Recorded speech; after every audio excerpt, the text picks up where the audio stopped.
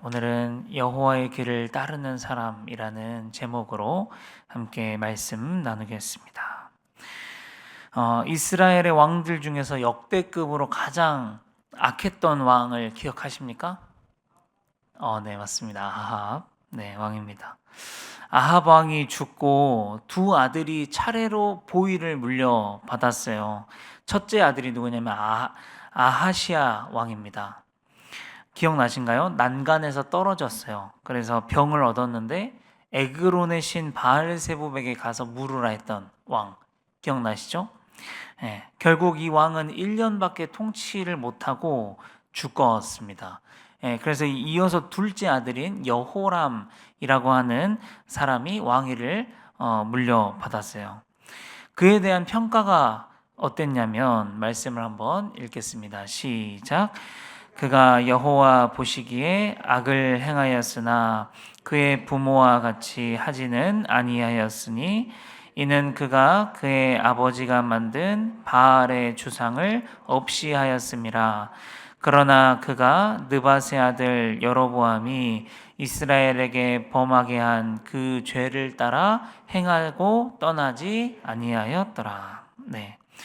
그의 아버지 아합 왕과 이세벨처럼 악을 행하지는 않았으나 그래도 악했다. 왜냐하면 여로보암이라는 왕이 이스라엘에게 범하게 한 그 죄를 따라서 행했다는 건데요. 이 죄가 어떤 죄였냐면 금송아지를 만들어 섬기게 한 죄입니다. 출애굽 때 기억나시죠? 출애굽기 때 했던 것과 같이 똑같아요. 금송아지를 세워놓고 이가 너희를 애굽에서 인도하여 낸 하나님이다. 섬겨라. 그래서 우상을 섬기게 만들었다는 거죠. 이것을 똑같이 답습했던 왕이 바로 이 아합의 둘째 아들 여호람 이었다는 것이에요. 어찌됐든지 이 여호람도 하나님 보시기에 악한 왕이었다는 것이죠. 자, 또 여호람의 악함, 여호람의 죄성이 어제와 오늘 본문에도 나타납니다. 뭐가 또 문제였냐면 보면은 그의 인생에 하나님이 안 보입니다. 하나님이 안 보여. 그의 인생에. 어제 본문을 보면요. 아합 왕이 죽은 후에 모압이 이스라엘을 배반했다는 내용이 나옵니다. 그래서 여호람이 어떻게 했냐면 전쟁을 일으켜요. 주변의 동맹국들을 모아요. 남유다와 에돔 족속을 포섭해서 동맹을 맺어요. 그래서 모압을 칩니다. 그런데 여기까지 일을 벌이는 동안에 하나님이 한 번도 등장하지 않아요. 모든 것을 독단적으로 판단하고 결정하고 진행하는 것입니다. 그러다가 무슨 일을 만났나? 에돔 광야길로 7일을 걸어가는 동안 내 가축하고 내 병사들에게 먹일 물을 만나지 못하는 것이죠. 그때가 그런 일이 생기는 거예요. 하나님께 묻지 않고 독단적으로 일을 벌이다가 이런 고난과 역경을 만나게 됐습니다. 이때 여호람은 어떻게 하냐? 탄식합니다. 뭐라고 탄식하냐면 슬프다. 여호와께서 이 세 왕을 불러 모아 모압의 손에 넘기려 하시는도다. 이미 여호사밧은 절망하고 있습니다. 그런데 그때 유다의 왕인 여호사밧이 나오는데 그분이 이렇게 이야기를 하는 거예요. 여기에 여호와께 물을 만한 여호와의 선지자가 없느냐? 여러분, 여기서 우리가 뭘 보게 되는 거냐면 하나님께 묻지 않는 사람과 하나님께 묻는 사람의 차이를 발견합니다. 하나님께 묻지 않는 사람은 현상 앞에서 바로 절망합니다. 당연하죠. 평소에 하나님이 인생에 없었잖아요. 또 물을 줄을 모르잖아요. 그러니까 현상 앞에서 절망하는 것이죠. 그게 그 사람의 신앙의 현주소예요. 그러나 하나님께 묻는 사람은 현상 앞에서 절망하는 게 아니라 하나님께 물어야 된다는 생각을 합니다. 사랑하는 성도 여러분, 지금 맞닥뜨리고 있는 어떤 문제 앞에서 혹시 절망부터 하고 계십니까? 아니면 하나님께 나아가 묻고 계십니까? 사실 뼈아픈 이야기일지 모르겠지만 절망하고 계시다면 그것이 지금 나의 신앙의 현주소임을 뼈아프게 깨달으셔야 합니다. 그러나 거기에서만 그치는 것이 아니라 알았으면 이제 하나님께 나아가시는 거예요. 묻는 자리로 나아가셔야 합니다. 지금이라도 현상을 들고 하나님 앞에 물으러 나오셔야 합니다. 하나님 왜 이러시는지, 하나님이 무슨 뜻인지, 하나님의 계획이 무엇인지, 하나님 저는 지금 어떻게 해야 되는지, 뭘 해야 되는지, 하나님 제게 뭐라도 알려주시고 뭐라도 좀 보여주시고 뭐라고 말씀 좀 해달라고 물으셔야 하는 것이죠. 그렇게 물어야 기도 중에, 말씀 중에 나에게 하시는 하나님의 말씀을 우리가 들을 수 있습니다. 가령 저는 오늘 이 말씀을 묵상하면서 우리 성도님들에게 전하려고 할 때 하나님께서 이 말씀을 떠오르게 해 주셨습니다. 고린도전서 10장 13절의 말씀입니다. 시작. 사람이 감당할 시험 밖에는 너희가 당한 것이 없나니 오직 하나님은 미쁘사 너희가 감당하지 못할 시험 당함을 허락하지 아니하시고 시험 당할 즈음에 또한 피할 길을 내사 너희로 능히 감당하게 하시느니라. 이 말씀을 떠오르게 해주셨습니다. 그러니까 우리가 하나님 앞에 나아가서 물어야 하나님께서 주시는 말씀들을 받을 수가 있는 것이죠. 그럴 때 우리는 뭐 하게 되냐면, 하나님은 미쁘시구나. 하나님이 피할 길을 내주시는구나. 하나님이 내가 능히 시험을 감당할 수 있게 해주시는구나. 이런 믿음을 갖게 되면서 내 안에 절망이 아니라 소망이 생기죠. 내 안에 낙담이 아니라 힘이 생기는 것입니다. 그래서 우리 성도님들 하나님께 물으러 가시는 습관을 가지셨으면 좋겠습니다. 여호람은 그런 습관이 없었잖아요. 그러니까 독단적으로 막 일을 처리하다가 결국은 탁 막혔을 때 절망해요. 아유, 슬프다. 하나님이 우리를 이렇게 치려고 하신가 보다. 그러고 절망을 하지만 여호사밧은 지금 여기에 여호와께 물을 사람이 어디냐? 없냐? 물을 것을 찾는 것이죠. 우리 성도님들도 어떤 일을 만나셨을 때 절망하기보다 하나님께 물으셨으면 좋겠습니다. 본론으로 돌아와서 여호사밧이 그렇게 물었습니다. 우리가 물을 만한 여호와의 선지자가 없느냐? 그랬더니 엘리사가 있습니다. 그래요. 엘리사가 있습니다. 그래서 엘리사에게 물으러 갑니다. 그리고 이제 오늘 본문에 넘어오는 거예요. 엘리사에게 물으러 갔어요. 엘리사를 만나니까 세 명이 물으러 갑니다. 북이스라엘의 여호람과 남유다의 여호사밧 왕 그리고 에돔 왕 이렇게 세 명이 물으러 갔어요. 그랬더니 엘리사가 이스라엘 왕 여호람에게 이렇게 이야기합니다. 내가 당신과 무슨 상관이 있나이까? 여러분 여기서부터 벌써 여호람이 어떤 왕이었는지를 알아요. 우리가 알 수 있어요. 여호람은 전혀 하나님과 상관이 없는 사람이었어요. 전혀 상관없는 인생을 살았던 사람이었던 거예요. 그러니까 하나님의 선지자인 엘리사와도 전혀 상관이 없어요. 그러니까 당신이 나와 무슨 상관이 있나이까 이렇게 이야기하는 것이죠.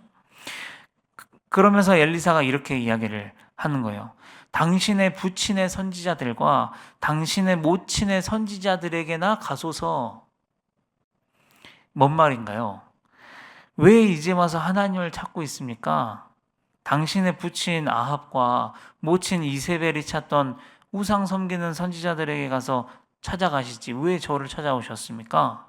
그들에게 가소서 이렇게 이야기를 하는 거죠. 그랬더니 이제 또 여호람이 이렇게 이야기를 하는 거예요. 그렇지 않습니다. 지금 여호와께서 우리 세 왕을 불러 모아가지고 모압의 손에 넘기려고 하고 있습니다. 여러분 이건 뭐냐면 그동안 들은 건 있는 거예요. 그동안 아는 건 있는 거야. 자신들의 조상과 아버지 때 우상을 섬기다가 하나님이 어떻게 하셨는지는 들은 건 있어. 아는 건 알아요. 아는 거야. 그러니까 이제 그 생각이 난 거예요. 그렇게 이야기를 하는 것이죠. 그랬더니 이제 엘리사가 이렇게 이야기를 하는 거예요. 오늘 말씀 14절입니다. 시작. 엘리사가 이르되 내가 섬기는 만군의 여호와께서 살아계심을 두고 맹세하노니 내가 만일 유다의 왕 여호사밧의 얼굴을 봄이 아니면 그 앞에서 당신을 향하지도 아니하고 보지도 아니하였으리이다. 여러분, 이 말이 확 이해가 되시는가요? 무슨 말이냐면 내가 여호사밧 왕을 봐서 참는 거야, 그런 이야기죠. 여호사밧 왕 얼굴을 봐서 참는 거야. 여호사밧 왕이 지금 여기 있어서 당신 산 줄 알아? 당신은 여호사밧 왕이 없었으면 나는 당신의 말을 듣지도 않았을 거고 당신 얼굴 보지도 않았을 거야. 여러분, 그렇게 이야기하는 겁니다. 자, 여러분, 그러면 궁금하죠? 여호사밧은 어떤 왕이었길래 엘리사가 이렇게 이야기를 하는가? 역대하 17장 3절 4절을 보면 이런 말씀이 있습니다. 한번 읽겠습니다. 시작. 여호와께서 여호사밧과 함께 하셨으니 이는 그가 그의 조상 다윗의 처음 길로 행하여 바알들에게 구하지 아니하고 오직 그의 아버지의 하나님께 구하며 그의 계명을 행하고 이스라엘의 행위를 따르지 아니하였습니다. 그렇죠? 여호사밧 왕이 이랬다요. 다윗의 처음 길로 행하고 우상에게 구하지 아니하고 아버지 하나님께 구하고 그의 계명을 행했다. 또 하나 더 있어요. 6절인데요. 시작. 그가 전심으로 여호와의 길을 걸어 산당들과 아세라 목상들도 유다에서 제거하였더라. 여호사밧이 어떤 사람이었냐면 전심으로 여호와의 길을 걸었던 사람이었대요. 이 말씀을 보니까 엘리사가 왜 그랬는지를 납득이 가시죠? 엘리사는 정말 전심으로 여호와의 길을 걸으려고 노력했던 이 여호사밧 왕을 존경하고 존중하지 않을 수 없었던 것입니다. 그래서 여호사밧이 그 자리에 있음으로 말미암아 여호람과 에돔 왕이 은혜를 입어요. 여러분, 저는 우리가 여기에서 우리가 여호사밧과 같은 사람이 되기를 소망합니다. 우리의 가정에서요, 내가 여호사밧과 같은 역할을 할 수 있으면 얼마나 좋겠어요. 결국은 개인이 회개하고 결국은 하나님 앞에 개인이 돌아와야 할 부분이 분명히 있지만요, 나 때문에 내가 하나님 앞에 바로 서 있고 내가 전심으로 여호와의 길을 걸으려고 노력하는 사람이기 때문에 하나님께서 내 가족들에게 은혜를 베풀어 주신다면 얼마나 감사하겠습니까? 하나님께서 이런 거죠. 내 얼굴을 봐서라도 참아주신다면, 하나님께서 그래, 내가 네 얼굴을 봐서라도 너희 아들, 딸들, 남편, 부모님 기다려줄게. 여러분, 그렇게 말씀하신다면 얼마나 감사하겠냐는 것이죠. 그런 은혜가 우리에게 있었으면 좋겠습니다. 그럼 또 그래요. 또 존중과 존경을 받는 부분도 오늘 말씀에서 이렇게 보면, 여러분, 내가 사서 존경받는 거 아니잖아요. 나 좀 알아줘, 나 좀 존경해줘 한다고 해서 누가 나를 존경합니까? 누가 나를 인정합니까? 물론 우리가 인정받고 존경받으려고 사는 건 아니지만 진짜 진정한 인정, 진짜 진정한 존경은 어떻게 받냐면 내가 전심으로 여호와의 길을 걸으려고 노력할 때, 여러분, 그때 받을 수 있다라는 것이죠. 가만히 돌이켜서 제 삶을 생각해 보면은 그렇습니다. 내 정욕대로 내 욕심대로 할 때는 오히려 깎아먹었던 것 같아요. 이미지를 깎아먹고 낮춰짐을 당하고, 그러나 정말 전심으로 여호와의 길을 걸으려고 노력할 때는 내가 그렇게 해달라고 한 것도 아닌데 하나님께서 나를 높여주시는 경우들을 경험한 적이 있습니다. 엊그제 수요 예배 때 나눴던 얼굴에 광채가 났던 모세처럼, 모세가 광채 내달라고 한 것도 없잖아요. 그렇죠? 모세는 자기 광채를 알아주는 것에도 관심이 없었어요. 오로지 그저 하나님과의 관계에 집중하고 오로지 하나님 안에서 하나님의 길을 걸으려고 노력했던 거죠. 예, 그러면 하나님이 광채가 나게 하시고 높이셨던 것입니다. 그래서 저도 그렇고 우리 성도님들도 그렇고 오늘 이 여호사밧처럼 또 모세처럼 그렇게 살았으면 좋겠습니다. 다시 본문으로 돌아와서 여호사밧이 그곳에 있음으로 말미암아 그들이 은혜를 누리게 됩니다. 하나님께서 은혜를 베풀어 주셔가지고 어떻게 해야 되는지도 알려주셔요. 오늘 말씀 16절 17절을 보겠습니다. 시작. 그가 이르되 여호와의 말씀이 이 골짜기에 개천을 많이 파라 하셨나이다. 여호와께서 이르시기를 너희가 바람도 보지 못하고 비도 보지 못하되 이 골짜기에 물이 가득하여 짐승이 마시리라 하셨나이다. 네. 하나님이 어떻게 해야 하는지도 알려주시고 그대로 하니까 바람도 안 불고 비도 없었는데 어느새 골짜기에 물이 가득한 은혜가 임했다라는 것이죠. 사랑하는 성도 여러분, 이것이 여호사밧과 같은 사람이 있음으로 말미암아 내리시는 하나님의 은혜예요. 바람도 안 불고 비도 없었는데 골짜기에 물이 가득하게 하시는 역사.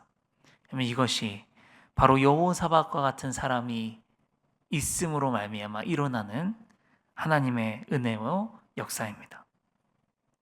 여러분, 이 역사가 우리 성도님들 때문에 우리 성도님들의 가정과 삶에 가득하시기를 축복합니다. 바람도 안 불고 비도 없는데 여러분 물이 가득하게 하시는 역사, 말이 안 되는 방법으로 일하시는 하나님의 은혜의 역사가 우리 성도님들의 가정에 함께 하시길 바랍니다. 그러면 먼저 어떻게 해야 되냐면 이런 은혜만 먼저 바랄 것이 아니라 내가 여호사밧과 같이 그런 사람이 돼야 되겠죠. 전심으로 하나님의 길을 걸으려고 노력해야 할 것입니다. 그래서 결국 이제 어떻게 됩니까? 하나님의 은혜의 역사가 그들의 전쟁을 승리로 이끌게 됩니다. 여기에서 늘 나눴던 이야기가 또 있어요. 나왔으니까 또 나누겠습니다. 뭐냐면 전쟁의 승패는 군사력에 달려있지 않다. 늘 이야기했던 것 같아요. 예레미야서를 보면서도. 여러분, 전쟁의 승패는 나의 세속적인 판단에 달려있지 않습니다. 전쟁의 승패는 힘과 힘의 동맹에 달려있지 않습니다. 이 말을 바꾸면 이렇게 되겠습니다. 내가 나아가야 할 길의 승패는 우리 성도님들이 나아가야 할 길의 승패는 세속적인 판단이나 힘을 얻는 데 있지 않고 어디에 있냐면 하나님께 달려 있다는 것이죠. 더 자세하게 말하면 여호사밧처럼 전심으로 여호와의 길을 걷는데 달려 있다. 그렇게도 말할 수 있겠습니다. 우리는 오늘도 한 번 더 기억해야 하겠습니다.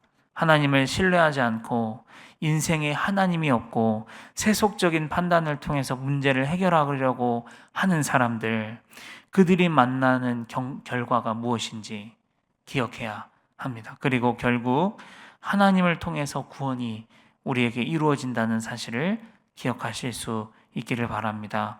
그러므로 오늘 하루도 여호와의 길을 걸으실 수 있기를 축복합니다. 기도하겠습니다. 아버지 하나님, 세상을 살면서 세상의 힘이나 세속적인 판단을 의지하지 않게 하여 주시옵소서. 전쟁의 승패가 그곳에 있지 않음을 이제는 깨닫게 하여 주시옵소서. 전쟁의 승패가 오직 하나님 여호와께 있음을 고백합니다. 아버지, 그러므로 우리는 다른 것에 집중하기보다 여호와의 길을 걸으려고 노력하고 또 집중할 수 있도록 인도하여 주시옵소서. 모세처럼 여호사밧처럼 하나님께 묻고 하나님을 찾고 하나님을 의지하고 하나님께 나아갈 수 있는 우리 성도님들의 삶이 되실 수 있도록 인도하여 주시옵소서. 지키시는 하나님, 이끄시는 하나님, 인도하시는 하나님, 비가 없었는데 바람이 불지도 않았는데 물이 차고 넘치게 하는 그 하나님의 역사하심이 우리 성도님들의 삶에 가득하게 하여 주시옵소서. 우리 성도님들 때문에, 그런 우리 성도님들 때문에 믿지 않는 가정의 아들과 딸, 또 부모님, 남편, 또 아내가 하나님께 돌아올 수 있는 역사하심 또한 볼 수 있도록 아버지 인도하여 주시옵소서. 예수님의 이름으로 감사하며 기도합니다. 아멘.